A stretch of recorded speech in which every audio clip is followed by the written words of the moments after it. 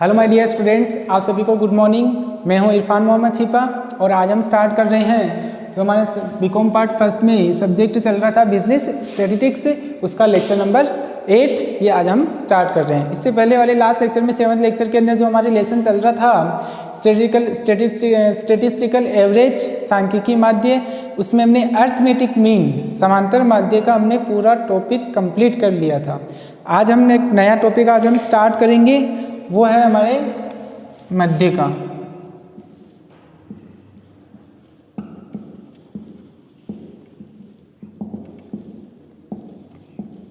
Median, इसको हम क्या बोलते हैं? मीडियन। मीडियन मीन्स बीच की वैल्यू, सेंट्रल वैल्यू। अगर माना कि हमारे को कोई भी वैल्यू दी हुई है, उस वैल्यू में अगर हमारे को बीच की वैल्यू अगर हमारे को ज्ञात करनी है तो बीच की वैल्यू इट मीन्स मध्य का। क्लियर? यानी कि मध्यिका का मतलब ही क्या होता है? Middle term. अगर हमारे को कोई मिडिल टर्म कैलकुलेट करनी है तो वो कहलाएगी आपकी मध्यिका। यानी कि मिडिल टर्म ज्ञात करने के लिए हमारे को क्या करना होगा? पहले वो जो सीरीज होगी हमारे पास में, वो सीरीज को देखना है कि वो सीरीज सही ऑर्डर में है या नहीं है। अगर सही तरीके से अगर वो सीरीज नहीं है तो उसको हमारे को सबसे पहले सही तरीके से अरेंज करना होगा। अरेंज मीन्स या तो असेंडिंग ऑर्डर के अंदर या फिर डिसेंडिंग ऑर्डर के अंदर। क्लियर? असेंडिंग या डिसेंडिंग ऑर्डर में उस सीरीज को अरेंज करने के बाद आरोही या अवरोही क्रम में उस सीरीज को जमाने के बाद में हमारे को क्या करना है कि उसकी मिडिल टर्म देखनी है। बीच की वैल्यू क्या आ रही है? जो बीच की वैल्यू होती है वही हमारी क्या मानी जाती है? मध्यिका मानी जाती है। क्लियर?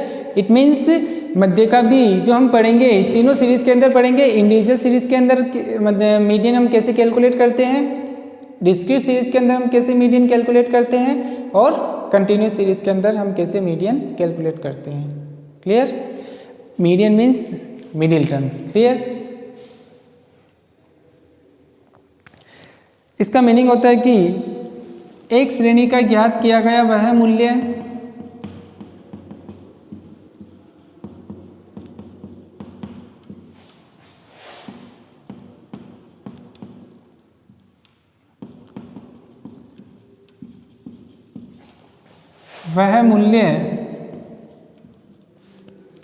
जिसके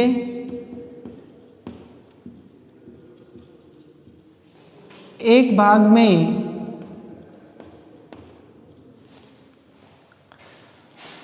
आने वाले सभी मूल्य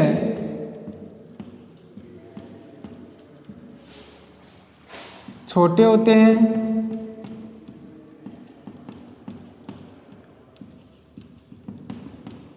तथा दूसरे भाग में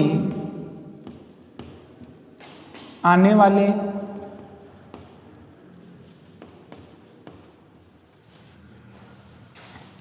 सभी मूल्य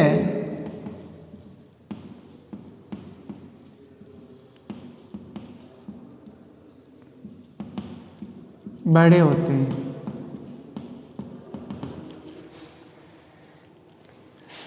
इनमें जो बीच का मूल्य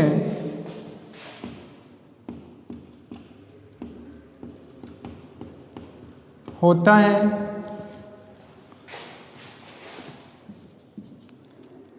वह मध्य का मूल्य माना जाता है।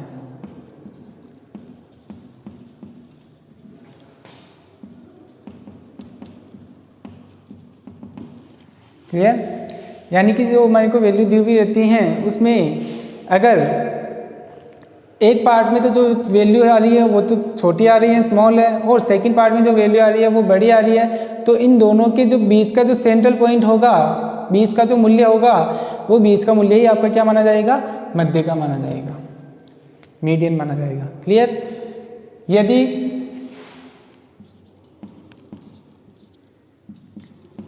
श्रेणी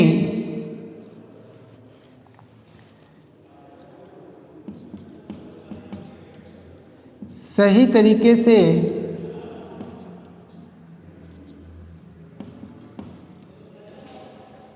यदि श्रेणी सही तरीके से नहीं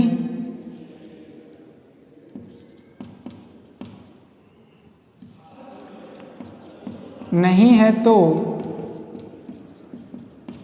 उसे सबसे पहले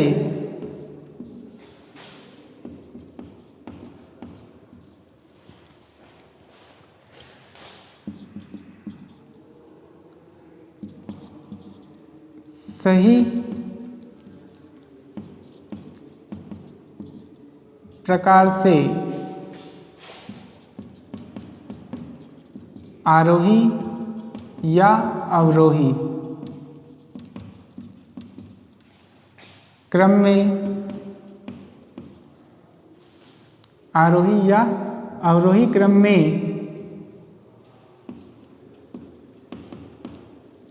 जमाना होगा। यदि श्रेणी सही तरीके से नहीं है तो सबसे पहले सही प्रकार से आरोही या अवरोही क्रम में हमारे को क्या करना होगा, उसको जमाना होगा। असेंडिंग या डिसेंडिंग ऑर्डर में हमारे को क्या करना होगा, उसको जमाना होगा और उसके बाद में देखना होगा कि उसकी सेंट्रल वैल्यू क्या आ रही है, वही सेंट्रल वैल्यू हमारी क्या मानी जाएगी, मध्यिका मानी जाएगी। अब तीनों सीरीज में हम मध्यिका की वैल्यू कैसे फाइंड आउट करेंगे, तो फर्स्ट लेते हैं हम इंडिविजुअल सीरीज।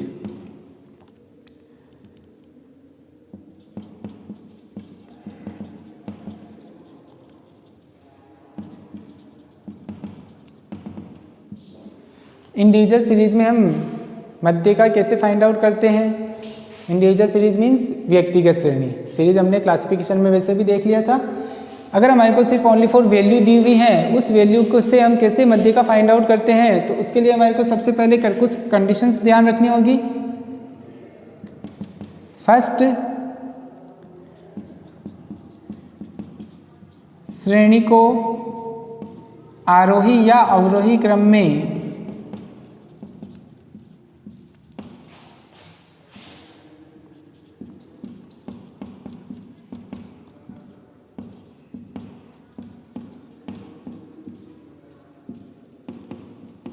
जमाना होगा। Clear.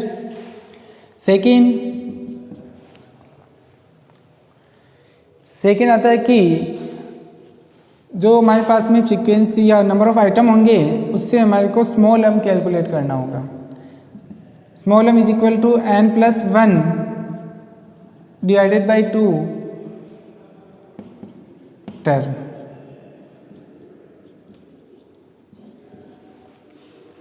n+1 divided by 2 term, it means n+1 divided by 2 से जो वैल्यू आएगी उस वैल्यू को ऊपर हमारे को देखना होगा कि x का मान क्या आ रहा है। जो x का मान होगा वही आपका क्या माना जाएगा, मीडियन माना जाएगा। क्लियर। जैसे एक एग्जांपल से देखें,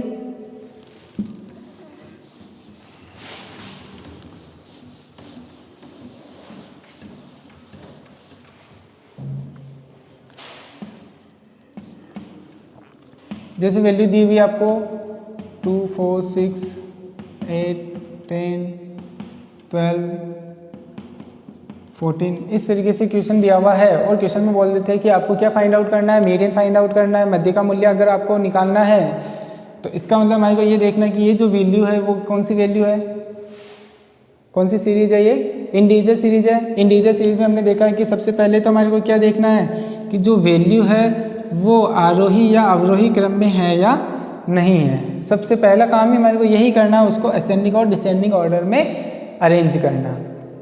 क्लियर। तो अगर हम देखें तो जो वैल्यू है वो हमारी वैसे भी असेंडिंग ऑर्डर में है।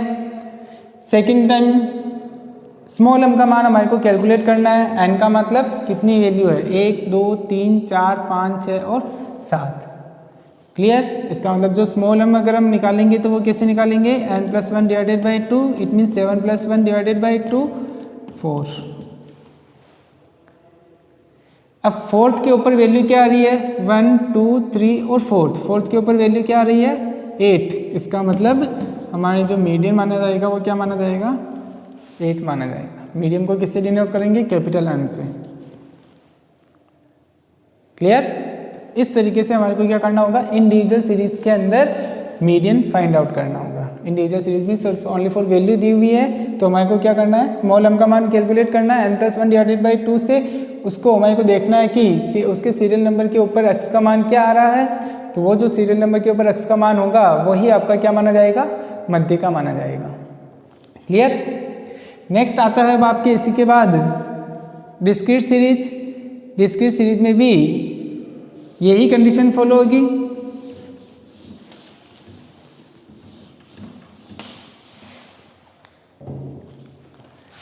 Number 2 discrete series.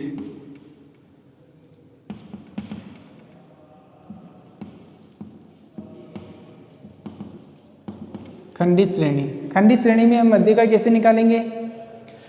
तो खंडित श्रेणी का मतलब क्या है, हमारे पास में x भी है और f भी है, x में क्लास नहीं होगी। क्लियर।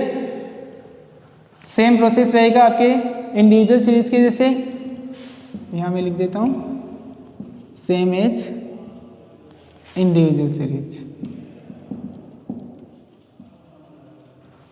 Just minute, sorry. इसमें फ्रीक्वेंसी होगी तो जो स्मॉल m तो निकालेंगे हम इंडिविजुअल की सीरीज के जैसे, मगर फ्रीक्वेंसी से हमारे को क्या करना होगा, CF भी फाइंड आउट करनी होगी। क्लियर। सबसे पहला जो हमारे को करना है वो करना है श्रेणी को आरोही या अवरोही क्रम में जमाना है।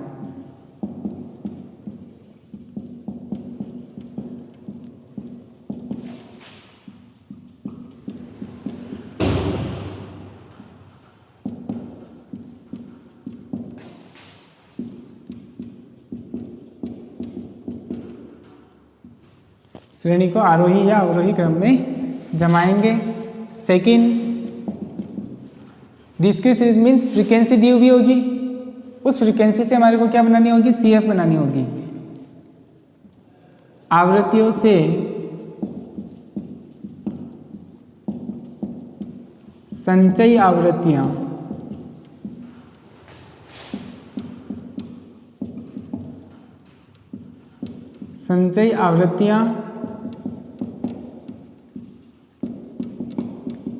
ज्ञात करेंगे।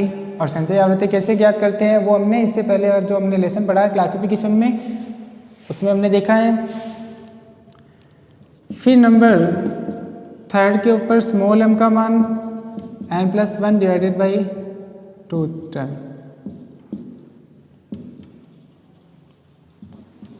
कहने का मतलब है कि उसके बाद में हमारे को क्या करना है, n+1 divided by 2 term find out करनी है। फिर उसके बाद जो m का मान आएगा, स्मॉल m का मान, उससे जस्ट बड़ी CF देखनी है। क्या देखनी है, उससे बड़ी CF देखनी है। स्मॉल m का मान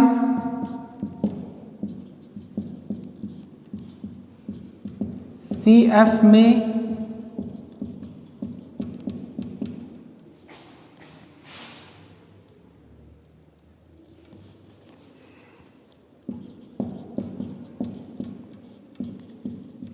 और जिस CF में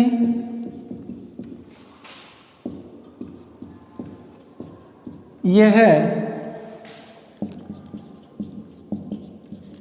पहली बार आता है,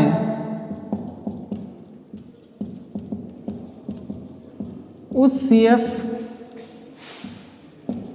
के सामने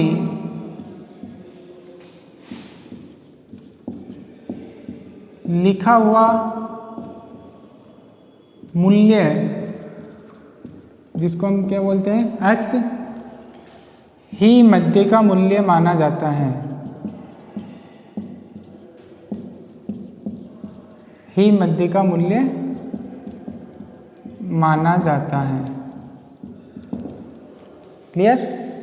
सबसे पहले तो देख सीरीज होगी, उसको मेरे को असेंडिंग और डिसेंडिंग ऑर्डर में जमाना होगा। अब सीरीज को जमाने में आपको ध्यान रखना होगा, जिसकी जो फ्रीक्वेंसी होगी उसको वापस से उसी के सामने आपको रखनी होगी, लिखनी होगी। Clear.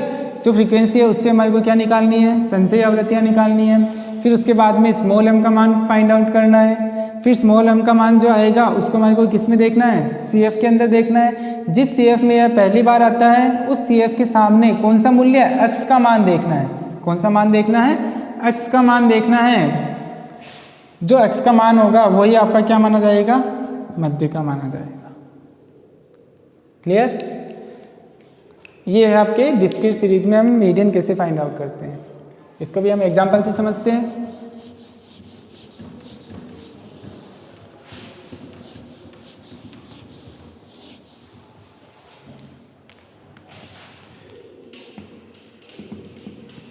Discrete series means x और एफ दोनों वैल्यू आपको क्वेश्चन में दी हुई रहेगी।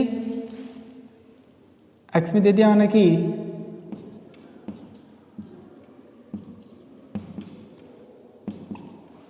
और उसकी फ्रीक्वेंसी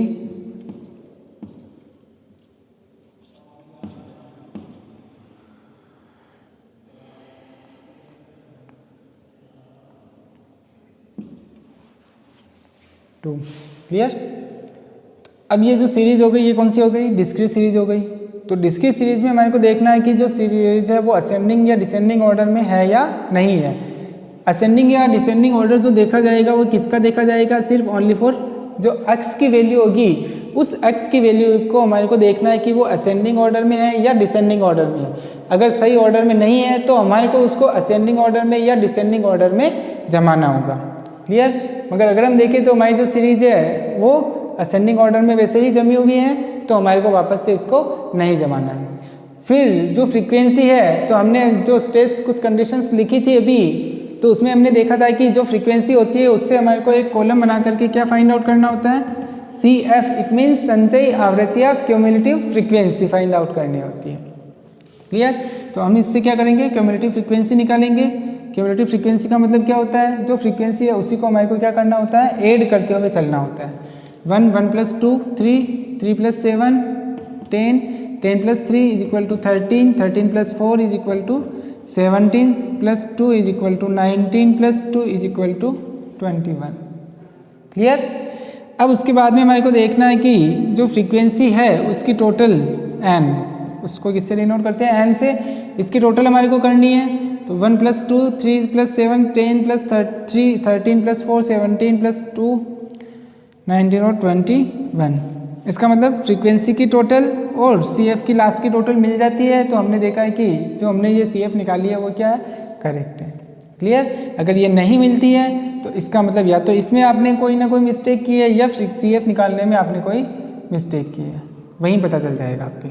फिर आता है आपके CF फाइंड आउट करने के बाद में हमारे को क्या करना होता है, स्मॉल m का मान कैलकुलेट करना होता है।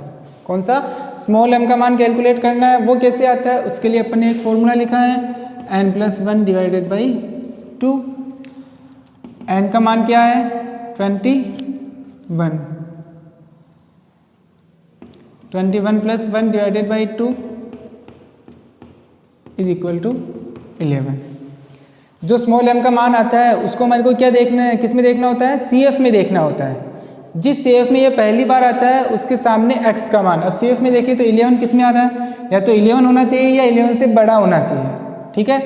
तो 1 3 10 13 11 नहीं है, मगर 11 से जस्ट बड़ी वैल्यू क्या आ रही है, 13 आ रहा है। तो 13 के सामने ये जो 13 है इसके सामने किसका मान देखना है, मूल्य इट मीन्स x का मान देखना है। तो x का मान क्या आ रहा है, 6। इसका मतलब जो आपकी मीडियन मानी जाएगी वो क्या मानी जाएगी, 6 माना जाएगा। आगे समझ में नहीं आया। एक तरह से बीच की वैल्यू होती है, अगर हम देखें तो ऊपर भी 3 है और नीचे भी 3 है। सेंटर वैल्यू आ गई आपकी 6। तो अगर डिस्क्रीट सीरीज है तो हमारे को इस तरीके से कैलकुलेशन करनी है। x और f आपको क्वेश्चन में दिया हुआ रहेगा, आपको एक कॉलम बनाना है CF का।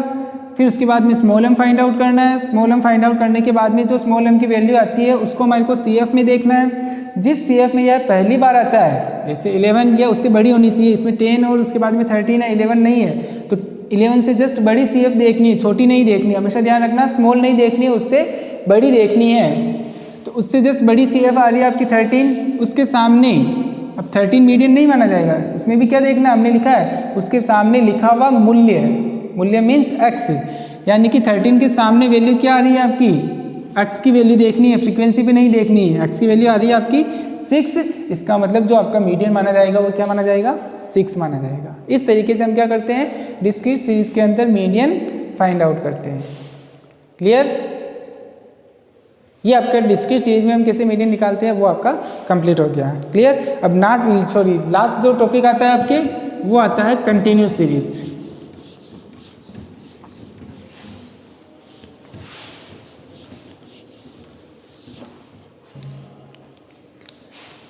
नंबर 3 अखंडित श्रेणी।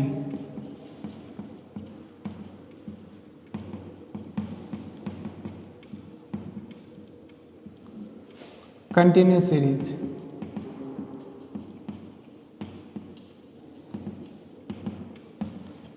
कंटिन्यूस सीरीज में हम कैसे मीडियन फाइंड आउट करते हैं? तो कंटिन्यूस सीरीज का मतलब क्या होता है कि क्वेश्चन में हमारे को क्या मिलेगी? क्लास मिलेगी। क्लास और उसकी फ्रीक्वेंसी दी हुई है, तो हम कैसे निकालते हैं? तो उसके लिए भी हमारे को देखना सबसे पहले फर्स्ट कंडीशन है कि जब हमने क्लासिफिकेशन पढ़ा था तभी हमने देखा था कि अगर हमारे पास में जो सीरीज है वो इंक्लूसिव है, अखंडित श्रेणी को हमने दो पार्ट में डिवाइड किया था, इंक्लूसिव सीरीज और एक्सक्लूसिव सीरीज, समावेशी श्रेणी और अपवर्जी श्रेणी। समावेशी श्रेणी अगर क्वेश्चन में हमारे को दी हुई है तो उस केस में हमने देखा था कि उसको हमारे को क्या करना होगा? अपवर्जी श्रेणी में चेंज करना होगा और उसी के बाद क्वेश्चन को हमारे को करना होता है। ये हमने देखा था किसमें? क्लासिफिकेशन के अंदर। तो मीडियन में भी हमारे को यही ध्यान रखना है कि सीरीज अगर दी हुई है, समावेशी सीरीज दी हुई है, इंक्लूसिव सीरीज दी हुई है, तो उसको हमारे को क्या करना होगा? सबसे पहले अपवर्जी श्रेणी में चेंज करना होगा। क्लियर? यानी कि श्रेणी को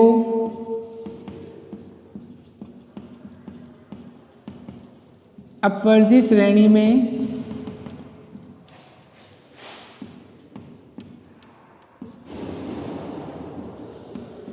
बदलना।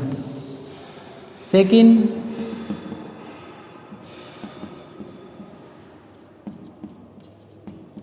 दी हुई फ्रीक्वेंसी से संचयी आवृत्तियां, क्यूमुलेटिव फ्रीक्वेंसी ज्ञात करना। क्लियर? फिर उसके बाद में नंबर 3 स्मॉल m का मान फाइंड आउट करना, n+1 divided by 2। Small m का मान फाइंड आउट करने के बाद में जो वैल्यू आएगी उसको हमारे को देखना है कि वो कौन सी CF में आ रही है। क्लियर? और नंबर 4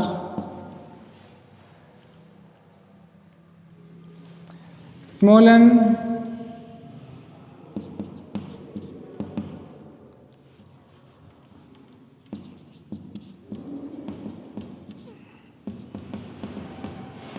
स्मॉल m का मान CF में देखेंगे जिस CF में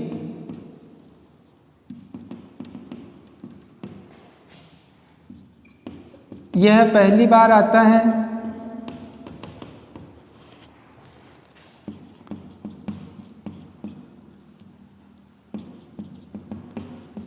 उस CF के सामने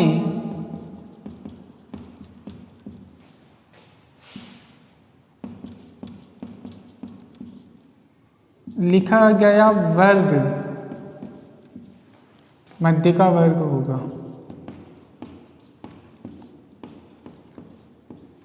CF से जो वैल्यू आएगी वो कौन सी आएगी? मीडियन ग्रुप आएगा, उससे हमारे को मध्य का फाइंड आउट करनी होगी।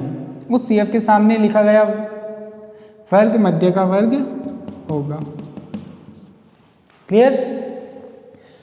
उससे तो आपके पास में क्या आएगा? मीडियन ग्रुप आएगा। अब हमारे को क्या करना है? एक फॉर्मूला है, उससे हमारे को क्या करना है? मीडियन फाइंड आउट करना है। इसमें भी दो कंडीशन हो सकती है।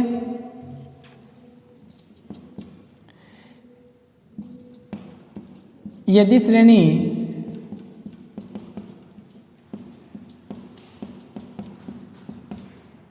आरोही क्रम, इट मीन्स असेंडिंग ऑर्डर,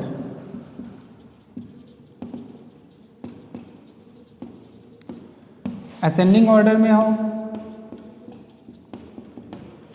आरोही क्रम में हो, तो उस केस में हम मीडियन कैसे फाइंड आउट करेंगे? मीडियन को किससे डिनोट करना है? कैपिटल M से डिनोट करना है। तो M is equal to L1 plus I/F small m minus CF। Clear? ये तो जब असेंडिंग ऑर्डर में सीरीज हो। और सेकंड आता है आपके यदि श्रेणी अवरोही क्रम में हो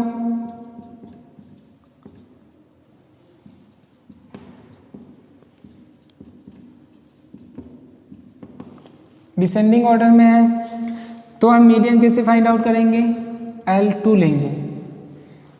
असेंडिंग ऑर्डर में L1, डिसेंडिंग ऑर्डर में L2। असेंडिंग ऑर्डर में प्लस का साइन आएगा, डिसेंडिंग ऑर्डर में माइनस का साइन आएगा। बस यही चेंज है, बाकी कोई चेंजेस नहीं है। I/F small m minus CF। Ascending order में फर्स्ट फॉर्मूला यूज में लेना है, डिसेंडिंग ऑर्डर में सेकंड फॉर्मूला यूज में लेना है। क्लियर। इस तरीके से हम क्या करते हैं, जब हमारे पास में एक अखंडित श्रेणी हो तो हम मध्य का यानी कि मीडियन फाइंड आउट करते हैं। अब इनका मीनिंग क्या होता है वो देखते हैं।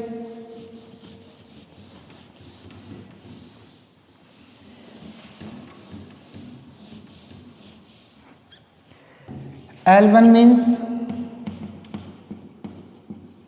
Lower limit of median group.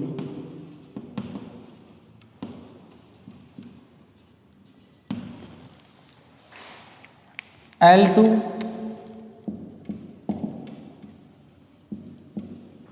upper limit of median group। I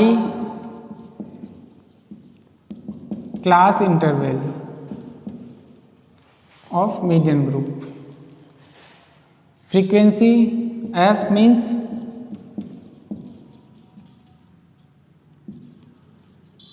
frequency of median group। Last आपके CF cumulative frequency of preceding group.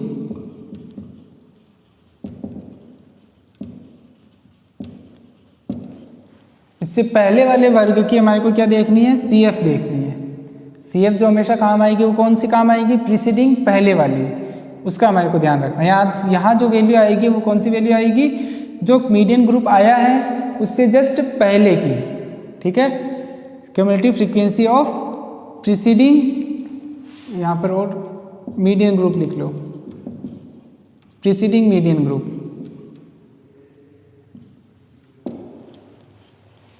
Median group से पहले वाली जो CF होगी वो CF हमारे को यहाँ रखनी होगी, इसका हमारे को खास ध्यान रखना होगा। क्लियर। ये आपके अखंडित श्रेणी में मध्य का कैसे फाइंड आउट करते हैं, ये उसका पूरा प्रोसेस यहाँ खत्म हो जाता है। इसको भी हम एक एग्जांपल से देखें।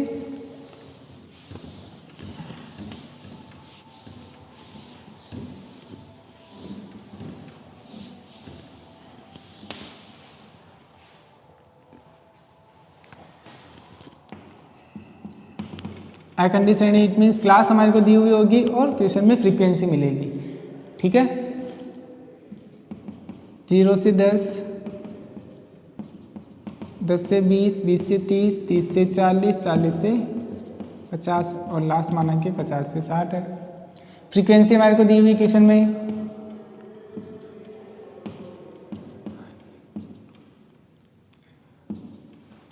ये माना कि हमारे को फ्रीक्वेंसी दी हुई है।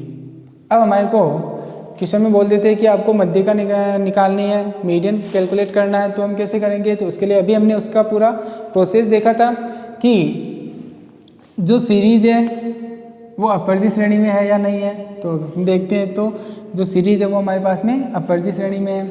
अपवर्जी श्रेणी में अगर सीरीज है तो उसमें हम कैसे कैलकुलेट करेंगे। तो उसके बाद में हमने देखा कि जो फ्रीक्वेंसी दी हुई होगी उस फ्रीक्वेंसी से हमारे को क्या करना होगा, CF बनानी है। CF कैसे बनाते हैं ये हमने देखा था। डिस्क्रीट सीरीज के अंदर भी जो फ्रीक्वेंसी होती है उसी को हमारे को ऐड करते हुए चलना है। 2, 2 + 4, 6, 6 + 3, 9,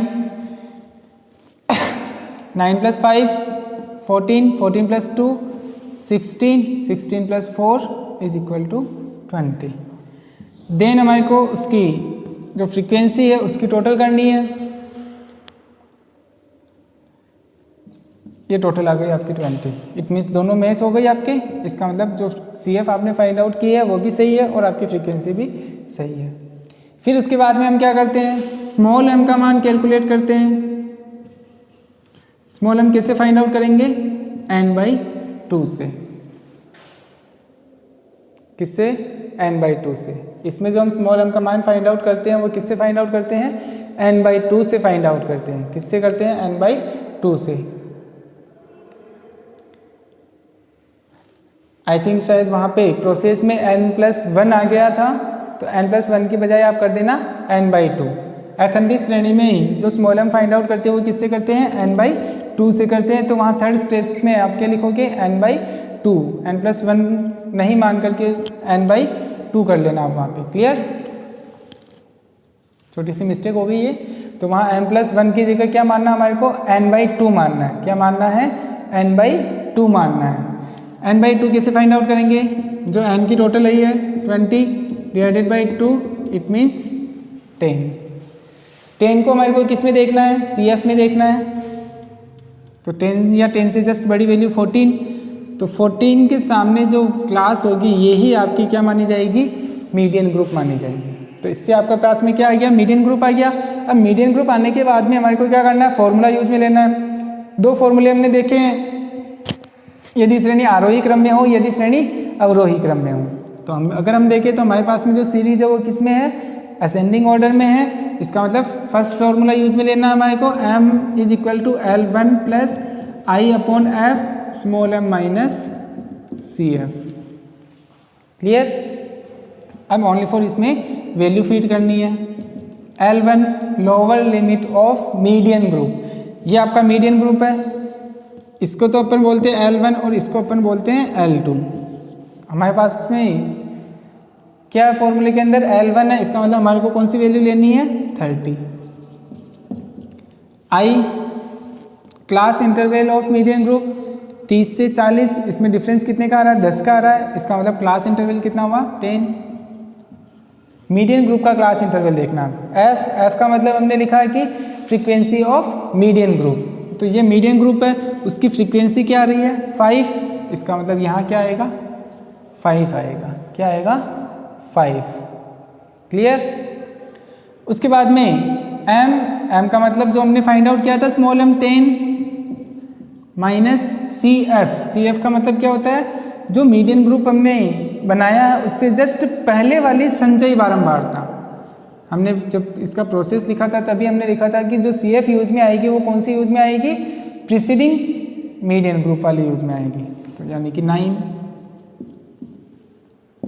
m = 30 + 10 डिवाइडेड बाई 5 इंटू 10 - 9 = 1। तो m = 30 + 5 को अगर हम क्रॉस करें तो 2 × 1 यानी कि 2। इट मीन्स जो मीडियन आएगा वो क्या माना जाएगा, हमारा 32 माना जाएगा। क्लियर, इस तरीके से हम क्या करते हैं, अखंडित श्रेणी में मीडियन फाइंड आउट करते हैं। तो अखंडित श्रेणी में कैसे निकालना, हमारे को क्या प्रोसेस ध्यान रखना है कि सबसे पहले जो सीरीज दी हुई है वो सीरीज इंक्लूसिव है या एक्सक्लूसिव है। अगर इंक्लूसिव सीरीज है, समावेशी श्रेणी है, तो उसको हमारे को क्या करना होगा, सबसे पहले अपवर्जी श्रेणी में बदलना होगा। अपवर्जी श्रेणी में बदलने के बाद में हमारे को क्या करना है, जो फ्रीक्वेंसी दी हुई होगी उस फ्रीक्वेंसी से हमारे को CF फाइंड आउट करनी है, संचयी आवृत्ति या क्यूमुलेटिव फ्रीक्वेंसी ज्ञात करनी है। क्यूमुलेटिव फ्रीक्वेंसी ज्ञात करने के बाद में हमारे को क्या करना होगा, जो n का मान आ रहा है उससे हमारे को स्मॉल m का मान फाइंड आउट करना है। स्मॉल m कैसे फाइंड आउट करेंगे, n/2 से। प्रोसेस में n+1 शायद थोड़ा गलती से लिखनी आ गया है, तो वहाँ n+1 डिवाइडेड बाई 2 की जगह क्या मानेंगे, हम n/2 मानेंगे। n/2 से हम क्या करेंगे, स्मॉल m का मान फाइंड आउट करेंगे। फिर जो स्मॉल m का मान आएगा उससे हमारे को क्या बनानी है, मीडियन ग्रुप, यानी कि जो फॉर्मूला यूज में लेना है उसके लिए पहले हमारे को क्या करना होगा, मीडियन ग्रुप बनाना होगा। जो स्मॉल m का मान आएगा उसको हमारे को देखना है किसमें, CF के अंदर। किसमें देखना है, CF के अंदर देखना है। जिस CF में यह पहली बार आता है उसके सामने जो क्लास होगी वही आपकी क्या मानी जाएगी, मीडियन ग्रुप मानी जाएगी।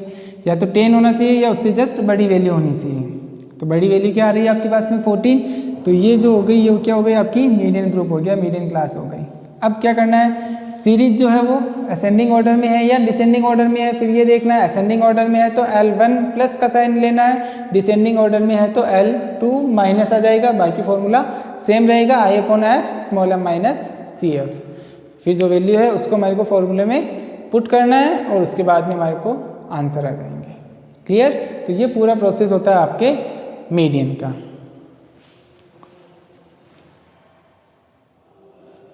तो इस तरीके से हम क्या करते हैं, मीडियन फाइंड आउट करते हैं।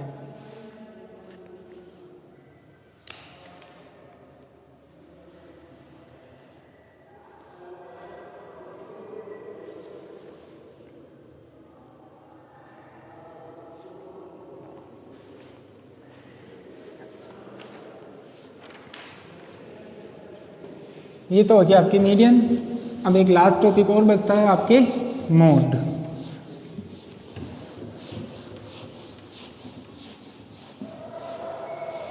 लास्ट टॉपिक क्या है आपके नंबर 3, मोड, बहुलक। मोड को क्या बोलते हैं? बहुलक। इसको किससे डिनोट करते हैं? जेड से। यानी कि हमने सिंपल अर्थमेटिक मीन सरल समांतर माध्य पढ़ लिया और व्यापारिक समांतर माध्य पढ़ लिया। इतनी समांतर माध्य में हमने 2 टॉपिक पढ़ लिए थे, सरल समांतर माध्य और भारित समांतर माध्य। समांतर माध्य के बाद में हमने देख लिया मीडियन, मध्य का, और लास्ट टॉपिक आता है हमारे बहुलक यानी कि मोड, जिसको हम किससे डिनोट करते हैं? जिसको हम किससे डिनोट करते हैं? जेड से डिनोट करते हैं। क्लियर? अब बहुलक का मतलब क्या होता है? बहुलक का मतलब होता है कि जो वैल्यू मैक्सिमम टाइम रिपीट होती है वो ही वैल्यू आपकी क्या मानी जाती है? बहुलक मानी जाती है। समझना क्या मतलब है कि जो फ्रीक्वेंसी मैक्सिमम टाइम रिपीट होती हैं, जो वैल्यू मैक्सिमम टाइम रिपीट होती हैं, इंटीजर सीरीज होगी तो उसमें तो हमारे को वैल्यू देखनी होगी, ठीक है। और अगर डिस्क्रीट सीरीज है या कंटिन्यूस सीरीज है तो उसमें हमारे को क्या देखना होगा? फ्रीक्वेंसी, सबसे ज़्यादा हाईएस्ट फ्रीक्वेंसी किसकी है तो वो आपका जो माना जाएगा उसके अकॉर्डिंग हमारे को उसका बहुलक निकालना होगा। अगर अखंडित श्रेणी कंटिन्यूस सीरीज है तो सबसे ज़्यादा जो फ्रीक्वेंसी होगी उसके सामने जो वैल्यू होगी या क्लास होगी वो ही आपकी मॉडल ग्रुप मानी जाएगी। फिर उससे के अकॉर्डिंग हमारे को क्या देखना है? फॉर्मूले यूज में लेकर के उससे को सॉल्व करना होगा। अगर खंडित श्रेणी है तो उस केस में हमारे को क्या करना होगा? सबसे ज़्यादा जो फ्रीक्वेंसी होगी उसके सामने जो मूल्य होगा एक्स का, जिसको अपन करते हैं, वो मूल्य ही आपका क्या माना जाएगा? बहुलक माना जाएगा। और अगर माना कि सिर्फ ओनली फॉर क्वेश्चन में वैल्यू दी हुई है तो हमारे को ये देखना है कि कौन सी वैल्यू मैक्सिमम टाइम रिपीट हो रही है। तो जो वैल्यू मैक्सिमम टाइम रिपीट होती है वो ही आपकी क्या मानी जाएगी? बहुलक मानी जाएगी। क्लियर?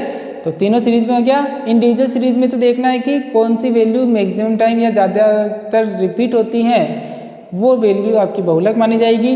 डिस्क्रीट सीरीज में इट मीन्स खंडित श्रेणी में हमने देखा है कि जिसकी फ्रीक्वेंसी सबसे ज़्यादा होगी वो ही आपकी क्या मानी जाएगी? जिसकी फ्रीक्वेंसी सबसे ज़्यादा होगी उसके सामने लिखा गया एक्स मूल्य ही आपका क्या माना जाएगा? बहुलक माना जाएगा। और अखंडित श्रेणी में हम कैसे फाइंड आउट करते हैं? जिसकी फ्रीक्वेंसी सबसे ज़्यादा होगी उसके सामने जो क्लास दी हुई होगी वो क्लास तो क्या मानी जाएगी? मॉडल ग्रुप मानी जाएगी। और फिर उसके बाद में हमारे को फॉर्मूले को यूज में लेकर के बहुलक निकालना होता है। इसका मतलब कि बहुलक भी हमारे को तीनों सीरीज में निकालना है। इंटीजर सीरीज में अलग तरीके से निकालना है, डिस्क्रीट सीरीज में अलग तरीके से निकालना है, और कंटिन्यूस सीरीज में अलग तरीके से हमारे को क्या करना है? मोड को फाइंड आउट करना है। तो अब हम कैलकुलेट करते हैं तीनों सीरीज के अंदर हमारे को बहुलक कैसे निकालना है। तो बहुलक का मतलब क्या होता है? किसी भी सांख्यिकीय श्रेणी में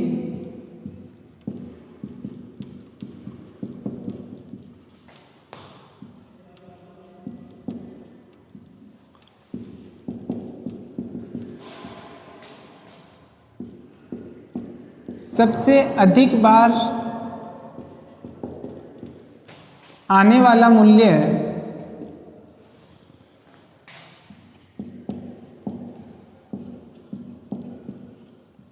सबसे अधिक बार आने वाला मूल्य ही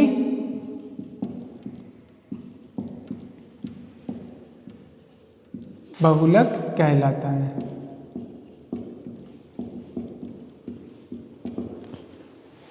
जो वैल्यू सबसे ज़्यादा बार आती है वही आपकी क्या मानी जाती है? बहुलक मानी जाती है। क्लियर? फर्स्ट आता है इसमें व्यक्तिगत श्रेणी। अब बहुलक की हम कैलकुलेशन करेंगे तो व्यक्तिगत श्रेणी में हम कैसे बहुलक फाइंड आउट करेंगे, कैलकुलेट करेंगे। तो व्यक्तिगत श्रेणी में बहुलक की गणना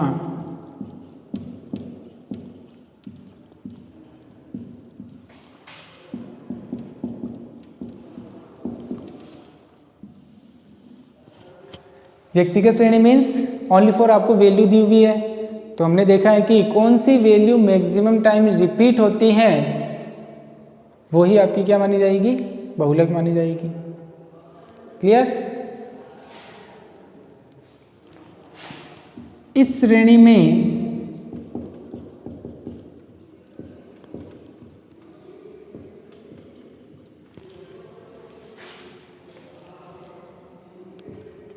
जो वैल्यू या जो मूल्य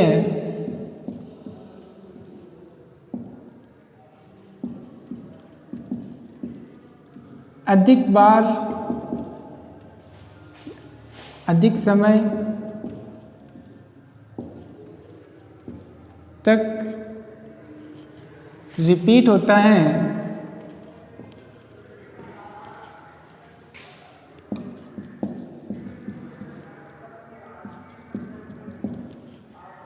वह मूल्य ही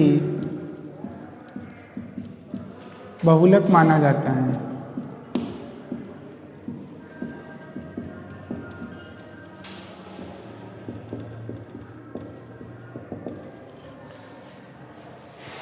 यदि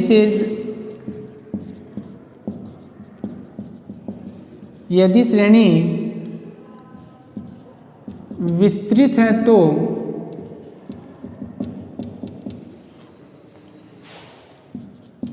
उसे खंडित श्रेणी में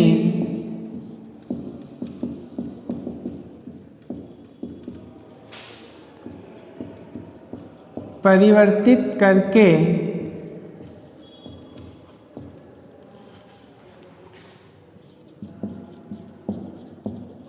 बहुलक ज्ञात कर सकते हैं। क्लियर। एक तो होता है कि हमारे को जो सीरीज दी हुई होती है छोटी होती है, तो उससे हम डायरेक्ट देख करके बता सकते हैं कि ये वैल्यू मैक्सिमम टाइम रिपीट हो रही है, तो वो वैल्यू हमारी क्या मानी जाएगी, मोड मानी जाएगी। मगर अगर जो सीरीज है वो बड़ी है, मतलब कि 20, 30, 40, 50 जनों के डाटा हमारे को दिए हुए हैं और हमारे को बताना है कि उसमें बहुलक कौन सा माना जाएगा, तो उस केस में हम क्या कर सकते हैं, उसको खंडित श्रेणी में बदल करके ही बहुलक ज्ञात कर सकते हैं। अब खंडित श्रेणी में हम कैसे बदलते हैं, तो ये हमने क्लासिफिकेशन के अंदर भी देखा था कि जो उसकी फ्रीक्वेंसी है, बायोरेट टेबल हमने बनाई थी, उस बायोरेट टेबल को अकॉर्डिंग हमारे को पहले फ्रीक्वेंसी फाइंड आउट करनी है और सबसे ज़्यादा टाइम जिसकी फ्रीक्वेंसी होगी वही आपकी क्या मानी जाएगी, बहुलक माना जाएगा। क्लियर। तो इस प्रकार से हम क्या करते हैं, व्यक्तिगत श्रेणी में बहुलक की कैलकुलेशन करते हैं। जैसे एक एग्जांपल से अगर हम देखें, एक वैल्यू दी हुई माना कि आपको 2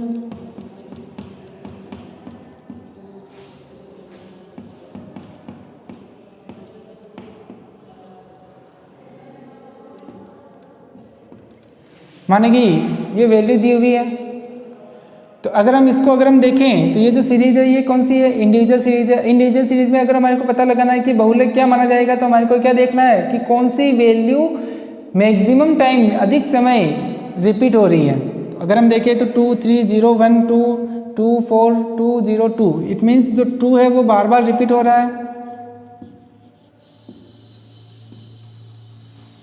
तो यानी कि जो मोड माना जाएगा वो क्या माना जाएगा, 2 माना जाएगा। क्लियर। अगर माने यही सीरीज आपको बड़ी दे दे, आपको माना कि 3, 4, 5 लाइनों में दे दे, तो उस केस में जो देख करके बताना मुश्किल हो जाता है, तो उस केस में हमारे को क्या करना है, उसको खंडित श्रेणी में बदलना होगा। खंडित श्रेणी का मतलब पहले एक्स हमारे को निकालना और जो वैल्यू रिपीट होती है उसके अकॉर्डिंग हमारे को फ्रीक्वेंसी फाइंड आउट करनी है, और सबसे ज़्यादा टाइम जिसकी फ्रीक्वेंसी सबसे ज़्यादा होगी वही फ्रीक्वेंसी के सामने जो अक्स का मान होगा वो अक्स का मान ही आपका क्या माना जाएगा, बहुलक माना जाएगा। क्लियर। तो इस तरीके से हम क्या करते हैं, व्यक्तिगत श्रेणी में बहुलक की कैलकुलेशन करते हैं। आज के लिए इतना ही। इसके बाद जो हम खंडित श्रेणी है और अखंडित श्रेणी है उसमें हम बहुलक कैसे फाइंड आउट करते हैं ये हम देखेंगे इसके बाद वाले यानी कि नेक्स्ट लेक्चर के अंदर। आज के लिए इतना ही। Okay, thank you.